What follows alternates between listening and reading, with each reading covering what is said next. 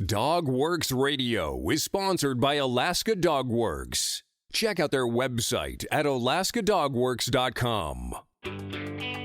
From First Paw Media, sponsored by Alaska Dogworks Professional Canine Training Center in Anchorage, Alaska. This is DogWorks Radio, committed to families and their dogs to build lifelong and fulfilling relationships. Visit our website at dogworksradio.com. Now, here are your hosts, Robert and Michelle Forto. Hello and welcome, everybody. This is Robert Forto, and you're listening to DogWorks Radio here on KVRF 89.7 in the Mat-Su Valley. RadioFreePalmer.org is our live streaming site. You can find all of our episodes over on dogworksradio.com, and be sure to check us out on social media by searching for DogWorks Radio. And today we have a special guest calling in from Nebraska. His name is Trevor Jones, and he is the CEO of History Nebraska. And we're going to talk about a brand new book called Major a Soldier Dog. Trevor, how's it going today? It's going quite well. Well, thank you very much for joining us today. Can you introduce yourself and tell us who you are and what you're all about, please?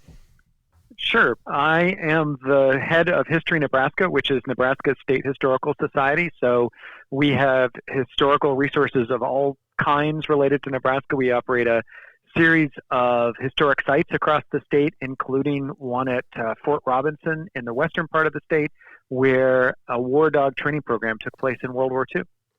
You know, this is a fascinating book. It's a illustrated, I guess you could say like a children's book, but it's got an amazing story to it. And I had no idea that this was even a thing back in the day, but it's my understanding, and this is where we'll jump off, Trevor, is people could bring their own dogs in to have them trained to become war dogs. Is that right?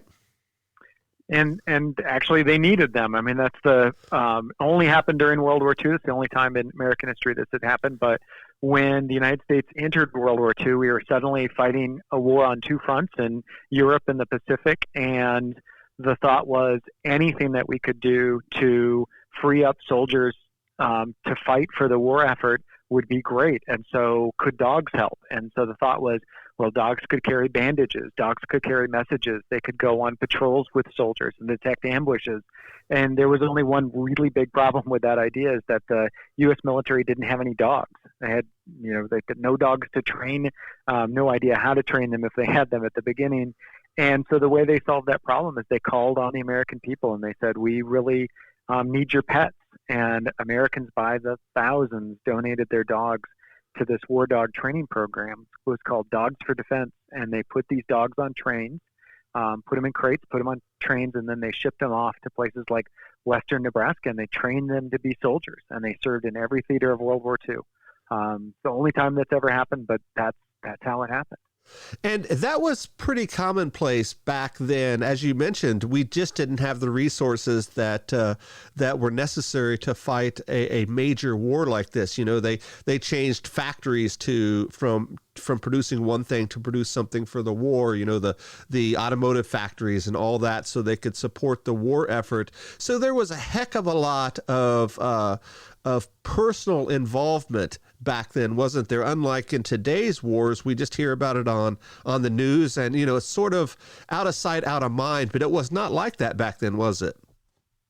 Well, it was a total war effort. I mean, people were sacrificing all kinds of things for the war effort. So there was rationing of food, things like gasoline, tires, meat.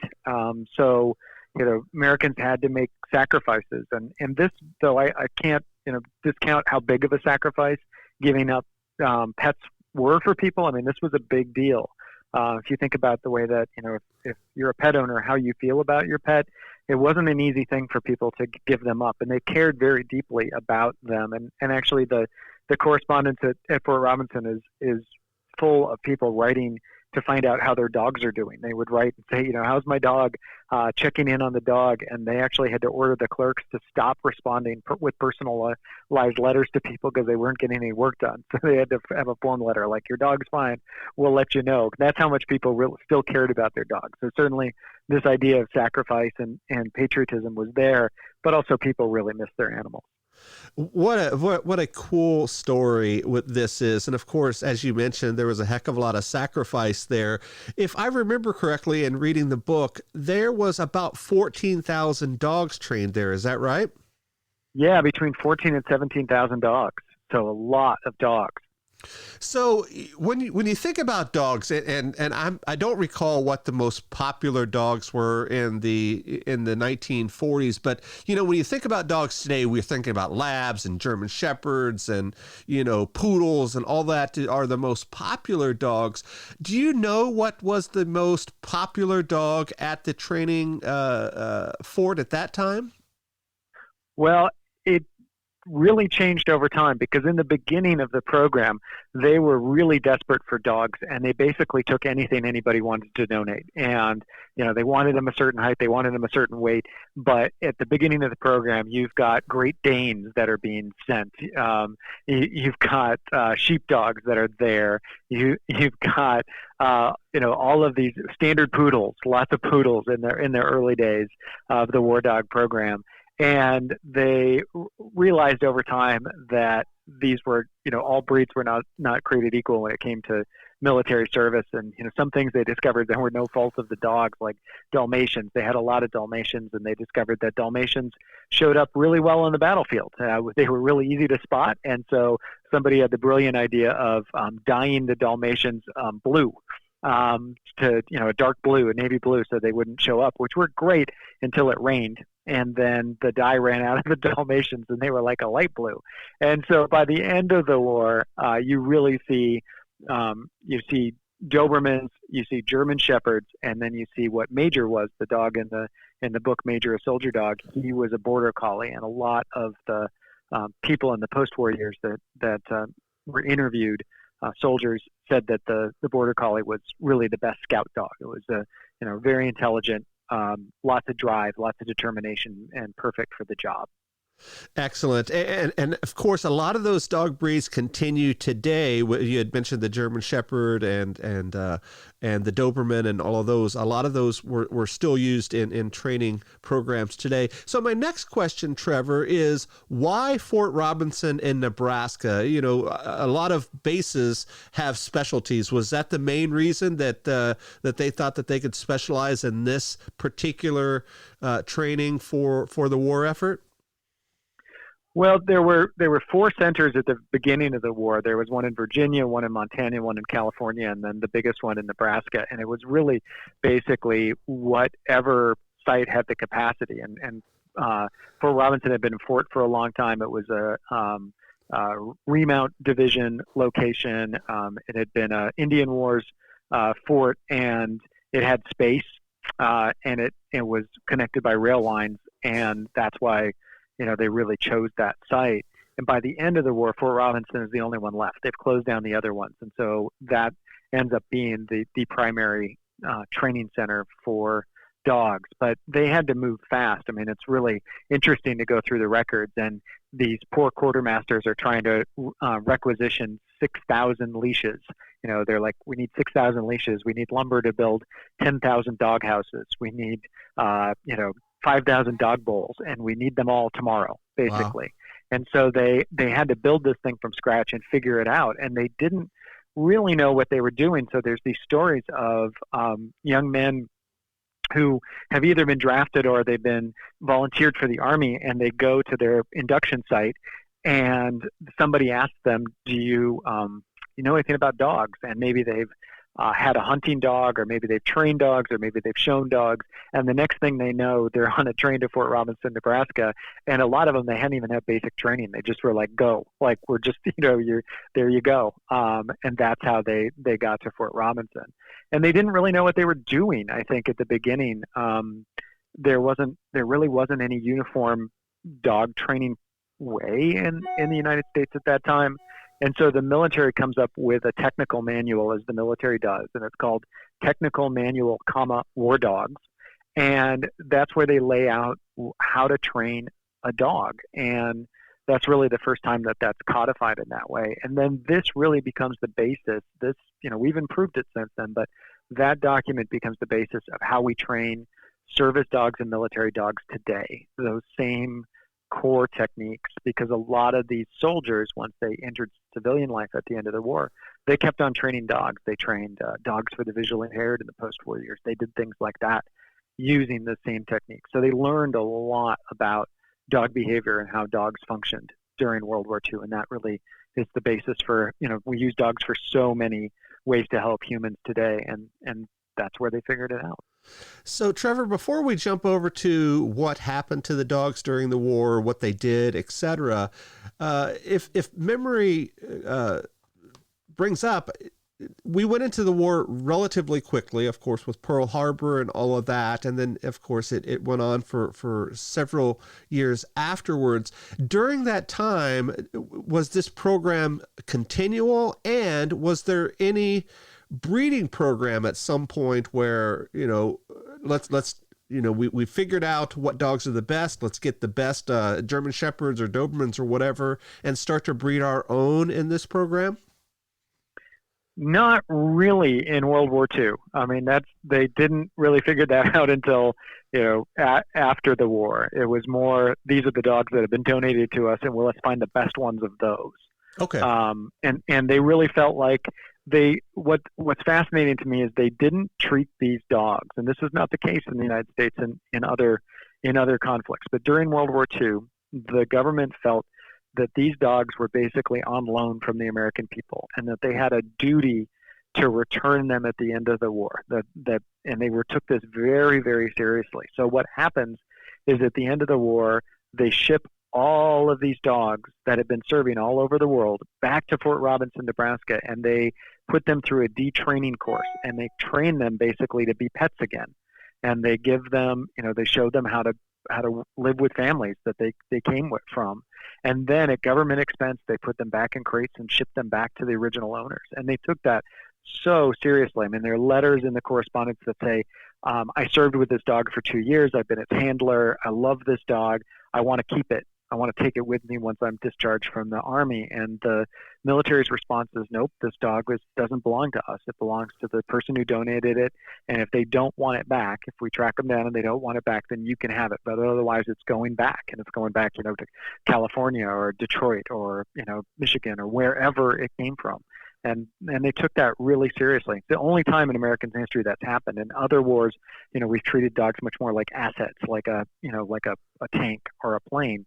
But in World War II, the government felt that those dogs really belonged to the American people. They didn't belong to the government.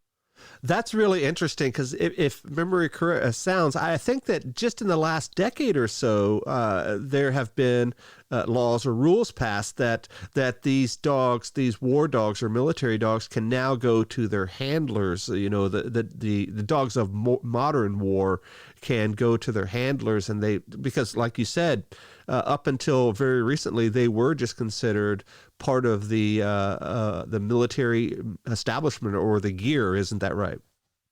That's correct. And now when a dog retires, it can get adopted by the people that it's worked with. And I think they understood that relationship in World War II. I mean, they felt like the dogs needed to go back home, but part of the reason that the war dog program was successful in World War II is they understood the relationship between the dog and the handler mattered, and that they trained the dogs, and they wrote this down, that dogs will not be trained from a position of fear. And they understood that for a dog to perform well, it needed to have a trust with its handler. It could not be afraid of that handler. They needed to trust each other, and it had to be between human and dog and human. And they got that at that time. And it's clear from anybody whose interviews I've read or wrote about this, who served with dogs in World War II, that was an essential part of their success. You needed to be able to trust, if you were on a patrol with that dog and that dog was indicating to you that there might be an ambush ahead, you had to believe that the dog knew what it was talking about. You had to be able to get those cues, and the dog needed to be able to get the cues from the human to say, okay, this is what I'm supposed to do now. Like, I'm ready. And then that had to work. Otherwise, it wouldn't work for anybody. And that's really progressive back in those days. As you mentioned, there wasn't a heck of a lot of understanding of what we think of as modern dog training back then. Dogs were either facilitators to do a job, there were farm dogs and that sort of thing, or just your typical pet. But there wasn't a heck of a lot of dog training going on per se. So I think that's really progressive. And as you mentioned, it's something that we still use today. Trevor, in your book, it's told from more of a, as we mentioned, kind of a children's book style, but it has a heck of a lot of history to it. And it talks about one dog in particular. Of course, the name of the book is Major. So who is Major, and what was his role in the war effort? Major was a real dog that was given up by a real boy to the Dogs for Defense program. And we chose this story because I was able to track down the man who gave this dog up as a boy, when he was a boy. And his name was Sid, and he's featured in the book.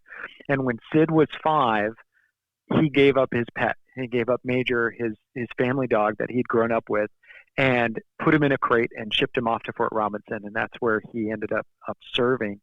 And when I started the research on that book, Sid had written a letter to my organization, History Nebraska, years earlier, where he told a snippet of the story, and I was like, oh, that's a great story, because it was clear that he still felt the emotion of giving up his dog as a little boy. And so I thought, I wonder if he's still living, and it turns out he was. I tracked him down, interviewed him, and had that conversation. And for Sid, even today, and this was about 77, 78 years ago now, he remembers that experience like it was yesterday, like one of those childhood memories that we all have where it's so intense that it just feels present. And that experience not only sort of shaped his life as a child, but when he grew up, Sid enlisted in the military. He was a career military officer. And he told me that the reason that his military enlistment happened is he felt like his dog had served his country, and he needed to serve his country in part to honor his dog. And so that's how important this moment was for him, and how seriously he took the donation of his dog during World War II. Wow, that's an awesome story, and we're not going to give away the ending for sure. We want folks to read it in the book. So, Trevor, let's go over to where some of these dogs were stationed. I'm sure that they did all sorts of jobs all over the world, but was there a part of the war where they were used the most? Well, they did serve everywhere. So you can think of them up in Alaska. There were dogs in Alaska, and there were dogs guarding military installations in California. And they also sent them to Europe. There were dogs in France after D-Day. There were dogs in Italy. There were dogs all over. But one of the places that they did really, really good work was in the Pacific, where we were fighting in jungle situations where it was very hard to see, lots of cover, lots of camouflage. And what they found is that scout dogs, and Major was a scout dog, would go out with a patrol with a handler with a leash, and they would detect these ambushes, and they could smell them or hear them before they occurred.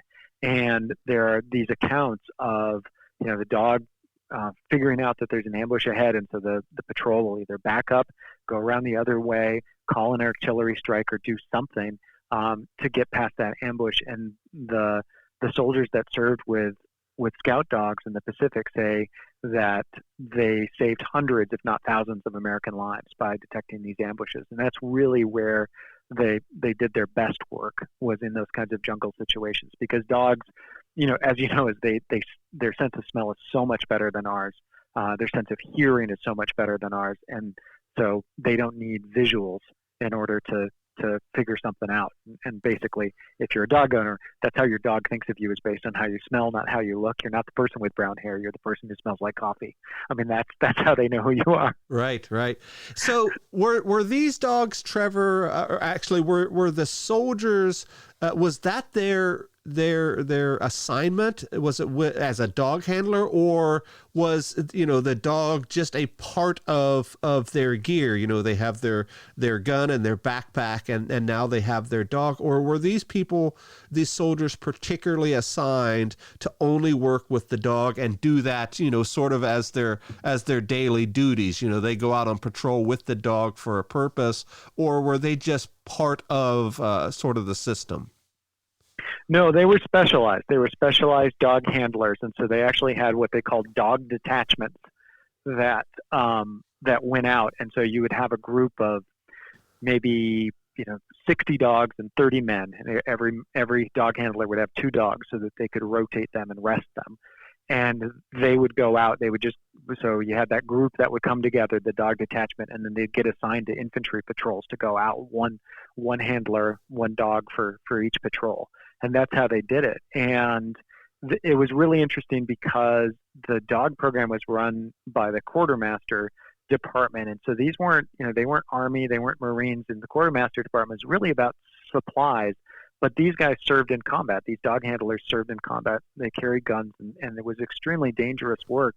But they didn't get a lot of recognition. They didn't get a lot of medals. I mean, one of the constant complaints from the post-war veterans is that all these other people got medals because they were seen as combat troops, but we were in combat too. But nobody recognized us for that. And it was dangerous. Dogs were killed in the war, in combat. Their handlers were killed in combat. And it was dangerous work, but they were highly specialized. This is what they were trained to do. Very interesting stuff. And as you mentioned earlier in the interview, a lot of this progressed into what we see today with not only with personal dog training and working dogs, but of course now the development of a very highly specialized military dog that are very specifically trained to do particular things and detect missiles, but bombs and all sorts of other things. But these dogs here came from a little bit different background. As you mentioned, most of them were pets, so they didn't have that underlying breeding to go with them. Some of these were just, your average mutt dog. I wonder how... Absolutely. Go ahead. Absolutely, yeah. There were many mutts in the mix. Yeah. Right. I wonder how many sort of failed out of the program. Everybody wants their dog to be the best. Even we see them today in our pet training. Everybody thinks that Max is the absolute perfect dog at what he does. But I wonder how many dogs just didn't make the cut back then. About half is the answer. To that question. About half of them didn't make it through the program. And what they did is they did the very similar kind of training like they did for human soldiers. And so dogs had basic training first, and they went through a basic training course, and they had to learn commands and, your standard commands, sit and stay, but they also had to learn how to go flat in case there was shell fire. So they had to drop. And they had to learn all of these commands by voice, and then they also had to learn them just by hand command, because you don't want to be shouting your command on the battlefield. Like, right. If you're trying to avoid an ambush, you can't be loud. So the dog had to figure all that out. They had to be able to do those things first. And once the dogs mastered that basic and passed basic training, just like soldiers, they got advanced training. And so just like they would send you to infantry school if you were a soldier to get advanced infantry training, they did the same thing with dogs. And so if you were going to be a scout dog, they would send you to scout dog training. If you were a mine detecting dog, they'd send you for that. If you were a messenger dog, you get messenger dog training. And then you had to pass that program as well in order to deploy. And so, the first program was probably 6 weeks. The next program was probably an 8-week program. And if you didn't make it, the dog didn't make it. Some dogs were just afraid of shell fire. They would, fire guns above their head. And if the dog just could not become accustomed to that, they would send that dog back to its original owner and say, thanks for donating your dog. But, it didn't graduate from our course. So, Trevor, in more recent times, in time of war, soldiers are deployed for 6 months a year, 18 months, something like that. What was the deployment like for these dogs back then? Well, it depends on where they were, but for the dog detachments, they stayed for a long time, and many of them until the end of the war. They just didn't have enough dogs ready to go and for overseas service, and they didn't have enough dogs of the scout dogs is what they really ended up needing. They didn't know exactly what they were going to end up needing, but once they started putting dogs in combat, they realized that they had trained too many dogs for other duties, and where they really needed was more scout dogs, and that took time. So a lot of these people just stayed in combat until the end of World War II. So some of them, sometimes the dogs get shipped home before the end of the war, but a lot of times they were there. They really needed them. Yeah, yeah, and I think the coolest part of this whole story, and we're just about out of time. We have about 5 minutes left, Trevor, and I want to make sure we answer or get to anything you want to mention as well. But I think that one of the coolest parts of this entire story was that the dogs were returned afterwards, and I think that has to be something special. When the human counterparts come back, it's usually a huge honor, not only for the family, but a lot of times the local community, and they have parades, and a heck of a lot of accomplishment is part of that. I wonder how they did that with the dogs, because I would imagine a heck of a lot of dogs came at one time from one particular area. Maybe it be a mid-sized town in Kansas, or a dog here or there from Denver or whatever. Was there any fanfare at all when these guys came back, or was it rather quiet and a reserved type of ceremony? Well, I think it depended, but if you look at the newspapers as our evidence for this, there are plenty of pictures that show up in local newspapers of dogs returned from military service and their owners.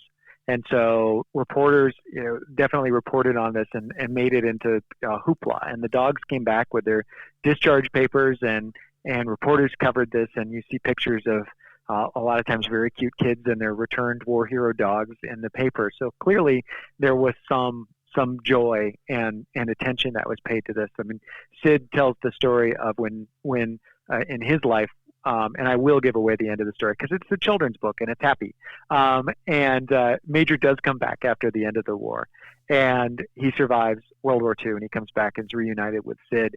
And Sid tells me the story that his dad used to take Major down to the local bar and do tricks for everybody that was there to show that he had the best trained dog in the entire county, because Major could do all kinds of things that other dogs could not do. So there was a lot of pride in that service, and that your dog had done something that was important. Wow. Yeah, that is awesome. I really like the book, and I think it's a great way to tell this story.